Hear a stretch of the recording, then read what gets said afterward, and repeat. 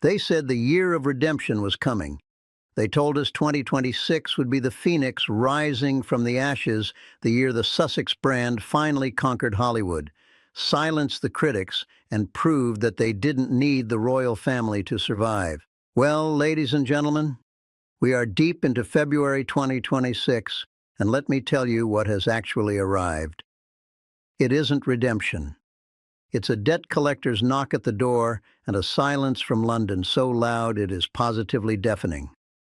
While the Duchess of Sussex's as-ever lifestyle brand is reportedly quietly liquidating its inventory amidst rumors of a total collapse, and Netflix has allegedly downgraded their once lucrative deal to a humiliating pay-as-you-go arrangement, something far more damaging has just broken in London. A new book is about to hit the shelves, and it doesn't just chip away at Prince Harry's victimhood narrative, it takes a sledgehammer to it.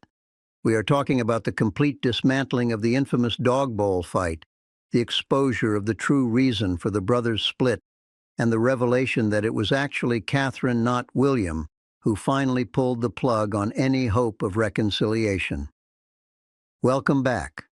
It is, as always, a pleasure to have you here for a proper conversation. Let's get straight to the truth, shall we? We have to start with the story that is currently setting Fleet Street on fire. For 3 years, we have lived with the narrative established in Spare. You remember the scene vividly, I'm sure. Prince Harry, the tragic victim, painted a picture of his older brother, the future king, as an uncontrollable, violent aggressor who stormed into Nottingham Cottage, grabbed him by the collar, ripped his necklace, and knocked him to the floor, shattering a dog bowl into pieces that cut into his back. It was the centerpiece of his memoir, the proof that he was physically threatened by the institution.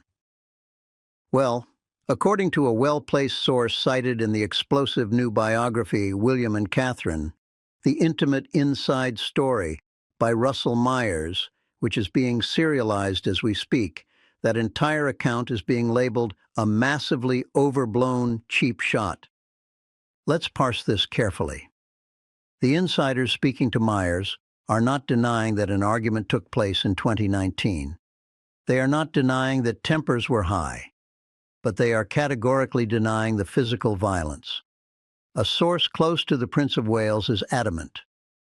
There was no physical violence. So what actually happened?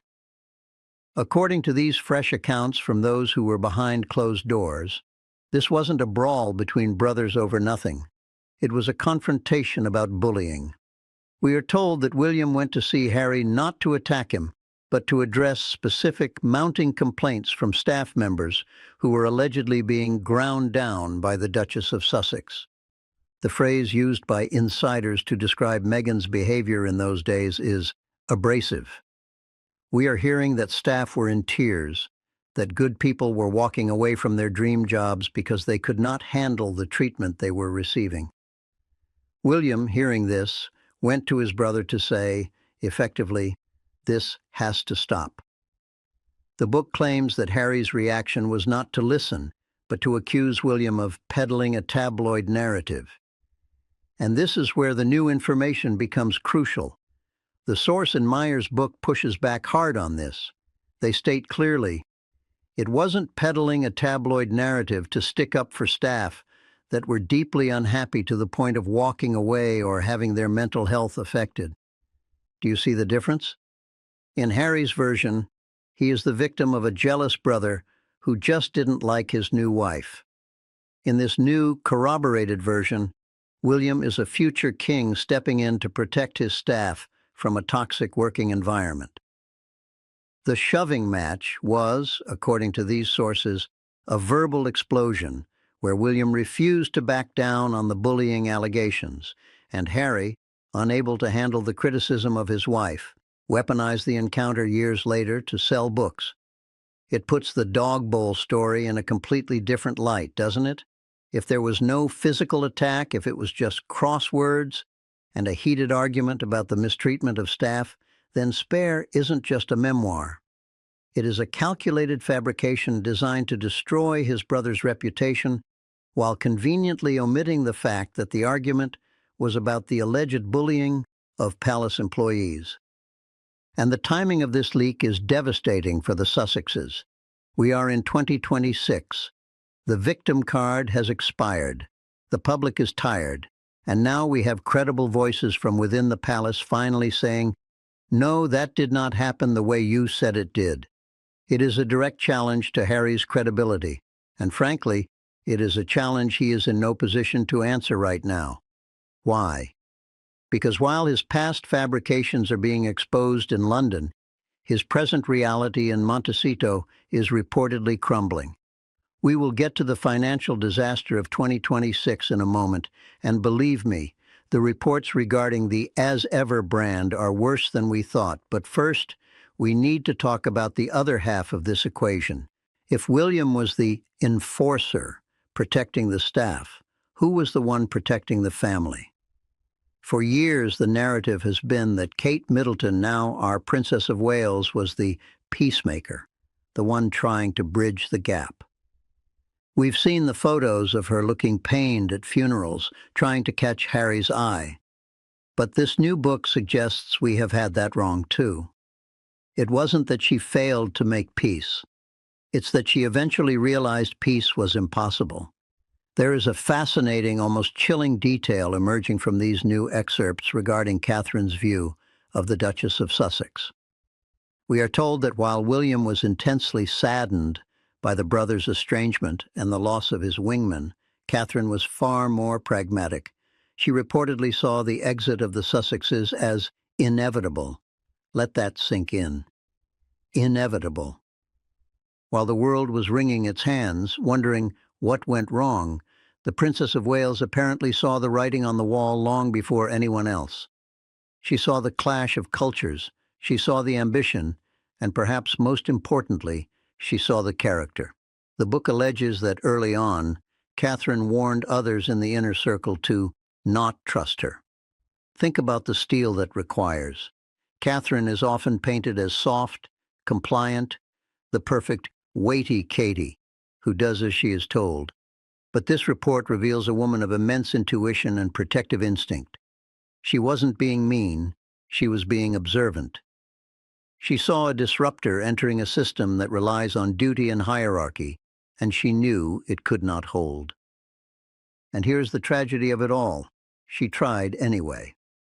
We are learning now about the specific olive branches that were offered and ignored, the peace talks that were proposed and rejected.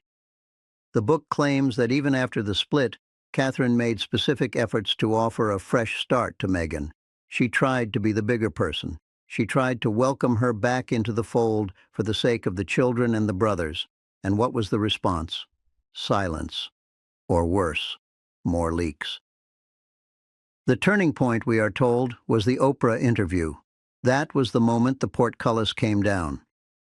According to these new reports, after that interview aired with its claims about Kate making me cry and the discussions about Archie's skin color, Catherine concluded once and for all that the Sussexes were not to be trusted. She didn't make a scene. She didn't give an interview. She simply closed the door. And unlike a door slammed in anger, a door closed in cold, hard realization is rarely opened again. This fundamentally changes our understanding of the current dynamic. It isn't just William who is done, it is Catherine. And if you know anything about how the Prince of Wales operates, you know that an attack on his wife is an attack on him. By alienating Catherine, by rejecting her overtures, and then publicly attacking her character, the Duchess of Sussex didn't just burn a bridge, she blew up the foundations. So, as we look at the state of play in February 2026, we see a monarchy that has closed ranks. William is isolated but strong, his circle shrunk to those he can trust with his life. Catherine is the silent guardian at the gate, having made the difficult but necessary call to cut the toxicity out. And where does that leave Harry and Meghan? Alone. And if the financial reports are to be believed, increasingly desperate. Because while the palace is dealing with old wounds by letting the truth finally come out, the Sussexes are facing a very modern, very American problem. The money is running out. You see, you can sell your family secrets for a fortune once. maybe twice. But eventually the market saturates. Eventually the buyers ask, "What else have you got?" And in 2026, the answer seems to be nothing. Let's talk about As Ever. Let's talk about Netflix. And let's talk about the frantic, terrifying realization that the Hollywood dream was just a mirage. Whatever financial ruin the Sussexes are facing in California, and we will get to the sheer scale of that disaster in a moment, it pales in comparison to the bridges they have burned back home. You see, money can be earned, loans can be restructured, but trust? Once trust is incinerated by a global television interview, it turns to ash. And ash, my friends, cannot be rebuilt. We need to talk about the Princess of Wales. For years, the prevailing narrative has cast Catherine as the passive victim in this saga. We've been told she was the one left sobbing on the floor over a bridesmaid's dress. We've been told she was cold towards Meghan. We've been told she was simply following William's lead. But the new information coming from well-placed sources in London paints a radically different picture, one of a woman who is not a victim, but a protector. A woman with a spine of steel who, frankly, saw through the charade long before anyone else did. There is a rather explosive detail circulating this week from William and Catherine, the intimate inside story. It suggests that when the Megxit crisis first erupted, it was actually Catherine who had less interest than William in fighting to keep Harry as a working royal. Think about the implications of that. We have always assumed William was the angry one, the one shouting, the one hurt by the betrayal. And he was. Sources say he was intensely saddened by the loss of his brother, his wingman. He wanted to find a way to make it work. He was desperate to keep the Fab Four together for the sake of the monarchy. But Catherine, according to these new reports, she viewed Harry's departure as inevitable. She didn't plead. She didn't beg. She reportedly looked at the situation, the friction, the ambition, the constant clashes with staff, and realized that this was a square peg trying to force itself into a round hole. She saw that the Duchess of Sussex's desire for celebrity was fundamentally incompatible with the duty of service. While William was mourning the loss of the brother he knew, Catherine was apparently already preparing for the reality of the brother he had become. It's a remarkable shift in perspective. It suggests that while William was reacting with emotion, Catherine was reacting with strategy. She wasn't being cruel, she was being pragmatic. She knew that a half-in, half-out model would never work, and she seemingly had the foresight to accept the split rather than prolong the agony. And then we have the warning. Don't trust her. That is the phrase now being attributed to the Princess of Wales in conversations with her inner circle. We are hearing from sources behind closed doors that long before the Oprah interview, long before the Netflix series, Catherine had already cautioned those closest to the family to be wary. She reportedly found Meghan's approach to be abrasive and bullish, particularly in how she interacted with the staff. This isn't just gossip. It aligns perfectly with the bullying allegations we discussed earlier. Catherine, who has always been known for her impeccable manners and respect for the household staff, allegedly saw this behavior and marked it as a red flag. She didn't just see a difficult sister-in-law. She saw a liability. She saw someone who did not understand or did not care to understand the delicate ecosystem of the palace. But here is where the story becomes truly tragic and where the victim narrative of the Sussexes completely falls apart. Despite her reservations, despite the warnings, and despite the inevitability she foresaw, Catherine still tried. The new biography claims that after the split, in the midst of all the anger and confusion, the Princess of Wales made specific, tangible efforts to offer a peace talk. She extended an olive branch. We are told of attempts to reach out, to suggest a fresh start, to perhaps find a way to coexist as a family, even if they couldn't work together as royals. And what happened? According to these sources, those overtures were not responded to. Let that settle for a moment. The future Queen of England, a woman juggling 3 young children and the weight of the crown, swallows her pride and reaches out to the sister-in-law who has just upended her life. And she is met with silence. This is the part of the story the Sussex supporters conveniently ignore. They talk about unconscious bias and coldness, but they never mention the phone calls that went unanswered or the messages that were ignored. It seems the Duchess of Sussex was far too busy planning her next interview to bother with a reconciliation. And that brings us to the point of no return, the Oprah interview. If there was ever a moment where the door slammed shut and was bolted from the inside, it was March 2021. We are told that watching that interview was a watershed moment for Catherine. Hearing Meghan claim that Kate made me cry, a complete reversal of what sources say actually happened, was the final straw. But it wasn't just the dress. It was the attack on the institution, the vague accusations of racism, and the sheer betrayal of family trust on a global stage. After that broadcast, sources say Catherine's view hardened into absolute certainty. The Sussexes were not to be trusted. She realized that any conversation, any text message, any attempt at kindness could and would be weaponized. It would end up in a book or a documentary or a magazine article. And so she did what any mother and future queen would do. She built a wall. This is why the reports of William's isolation strategy, which we will discuss later, are so credible. He isn't acting alone. He is acting in lockstep with his wife. Catherine isn't waiting for an apology anymore. She isn't hoping for a reunion. She has moved on. She has prioritized her children, her husband, and her duty. The ignoring of the Sussexes isn't an act of malice. It is an act of self-preservation. And frankly, looking at the chaos that has engulfed Harry and Meghan since they left, can you blame her? While Catherine has maintained a dignified silence, rising above every taunt and every leak, the Sussexes have descended into a spiral of reality TV stunts and commercial failures. Which brings us, rather neatly, to the other side of the Atlantic. Because while Catherine was fortifying the palace walls, the Empire of Sussex was apparently being built on sand.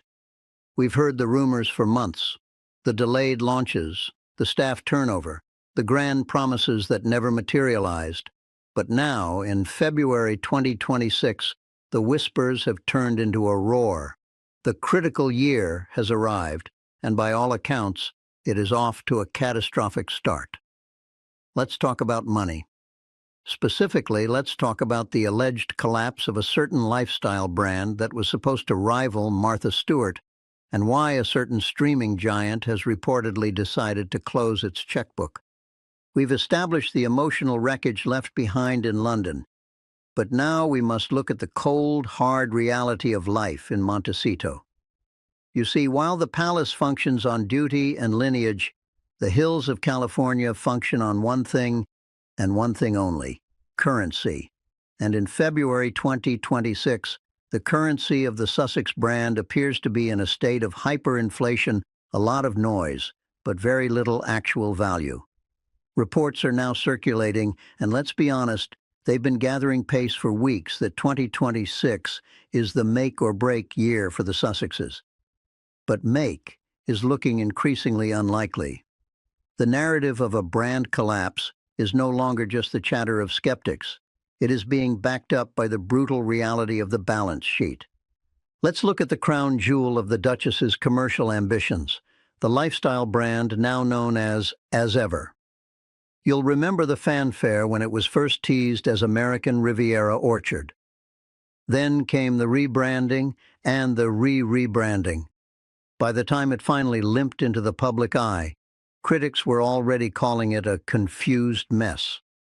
But the real disaster isn't the name, it's the inventory. A source within the inner circle has let it slip that the brand is quietly declining before it has even truly peaked. There was a rather embarrassing glitch on the website recently. One of those convenient technical errors that accidentally reveals the back-end data, and the numbers were startling. While the Sussex PR machine was busy leaking stories about selling out in record time, the leaked data suggested something very different. Thousands of units of signature fruit spreads and luxury candles sitting in a warehouse, unmoved. It seems the coastal grandmother aesthetic hasn't quite captured the market the way they hoped.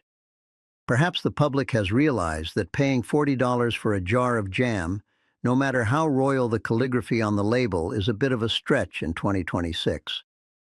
But the as-ever struggle is merely a symptom of a much larger disease. The real blow, the one that has reportedly sent shockwaves through the Montecito mansion, comes from Netflix. We all remember the $100 million deal signed in 2020. It was the golden ticket, the ultimate validation. But fast forward to today, and the landscape has shifted. According to reports from those close to industry insiders, Netflix has quietly moved the goalposts. The exclusive, all-encompassing deal is gone. In its place, a first-look arrangement. In Hollywood parlance, that is a polite way of saying, "We'll call you if we're interested, don't call us." The streaming giant has reportedly passed on several of the couple's recent vanity projects, including a series that was meant to be the centerpiece of Meghan's 2026 strategy. Why? Because the numbers don't lie. Their recent documentary offerings, including the Polo series and the initial lifestyle show, have been described by critics as tepid at best. People are no longer tuning in to see them. They're tuning out because they've heard it all before. And this brings us to the most scandalous rumor of all, the money pit. A source behind closed doors has claimed that the financial strain is starting to bleed into their private life. We are hearing reports of heated discussions regarding curbing spending. It turns out that maintaining a $14 million estate, a private security detail that rivals a small nation's army, and a wardrobe of designer labels requires a constant, massive influx of cash. Without the guaranteed Netflix millions, the math simply doesn't add up. There is even talk whispered, of course, in the most exclusive circles of a certain $14 million loan from a Hollywood mogul that remains a point of significant tension. Whether that's true or not, the optics are disastrous. The couple who sought financial independence now finds themselves in a position where they are reportedly being branded as difficult and cheap by major U.S. PR agencies. Yes, you heard that correctly. The top-tier firms, the ones who handle the likes of the Kardashians and Beyoncé, are allegedly turning them away. Why? Because, as one agency representative reportedly put it, they expect billionaire results on a millionaire budget, and they are notoriously difficult to manage. When you lose the PR experts in a town built on PR, you are in serious trouble. So while their supporters try to frame their recent pivot to digital safety advocacy, the so-called Jules Law, as a sign of substantial work, the rest of the world sees it for what it is: a desperate attempt to find a new hook, now that the royal gossip well has run dry. It's a noble cause, certainly, but noble causes don't pay the mortgage on a Montecito mansion. As the financial reports for 2026 continue to trickle out, the picture is becoming clear. The Hollywood gamble hasn't just failed, it's imploded. They walked away from the security of the crown for a dream that required them to be more than just former royals. It required them to be creators, business leaders, and influencers. And in the high-stakes world of 2026, it turns out that being a duchess isn't enough to sell jam if nobody's buying the story behind it. But don't think for a second that they're going down without a fight. When the money runs out and the brand collapses, there is only one card left to play. It's the card they've played before, and it's the one that is currently making Prince William's blood run cold. It involves a 30th anniversary, a beloved mother's legacy, and a documentary project that has reportedly left the future king sickened. Which brings us finally to the man who will one day wear the crown and the Iron Curtain he has drawn across the Atlantic. In these early months of 2026, we are witnessing a fundamental shift in how the monarchy operates, a shift led entirely by Prince William. For decades, the late Queen Elizabeth operated on a philosophy of the institution above all. She was the grandmother of the nation, always leaving a crack in the door for a wayward relative, always hoping that family bonds would eventually supersede the drama. But William? A source within palace circles tells me that those days are officially over. The future king is not his grandmother. He has watched the carnage of the last few years, the dog bowl fabrications, the attacks on his wife, the commercialization of his mother's death, and he has reached a cold, surgical conclusion. He is not just closing the door on Harry.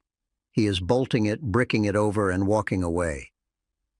The reports we are seeing regarding William's isolation strategy are quite telling. We're told he is intentionally shrinking his inner circle to a size so small it could fit in a single drawing room at Adelaide Cottage.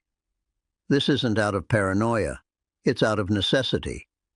In a world where his own brother was willing to sell private family conversations for a Netflix credit, William has decided that the only way to protect the monarchy is to make it unreachable.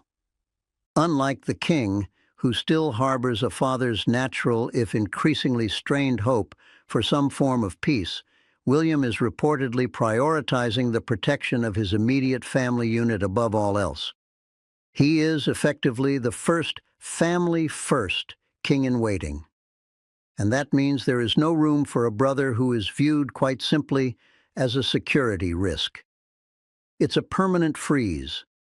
The will they, won't they reconcile debate that has fueled the tabloids for years is, in William's mind, a settled matter.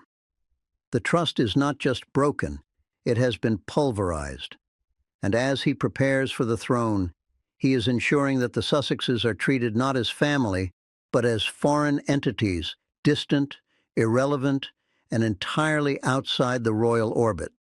So, where does that leave us as we look at the horizon of 2026?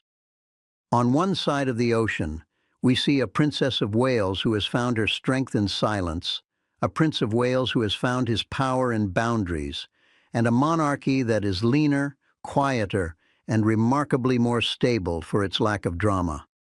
On the other side, we have a couple whose year of redemption has turned into a year of reckoning. Their brand is struggling. Their Hollywood allies are moving on to the next big thing, and their only remaining currency, the Diana legacy, is being guarded by a brother who is prepared to fight them in court to protect it. The Sussexes wanted financial independence and privacy. In 2026, it seems they are finally getting exactly what they asked for. They are independent of the Crown's support, and they are increasingly private because, quite frankly, fewer and fewer people are interested in the sequel to a story we've already heard 1,000 times. The tragedy of the Spare wasn't that he was second in line. The tragedy was that he thought he could destroy the foundation of the house and still expect a room to be kept for him. As the gates of the palace remain firmly shut, the message from London is clear. The show is over, the curtain has fallen, and the Iron Curtain of the House of Wales is the only story that matters now.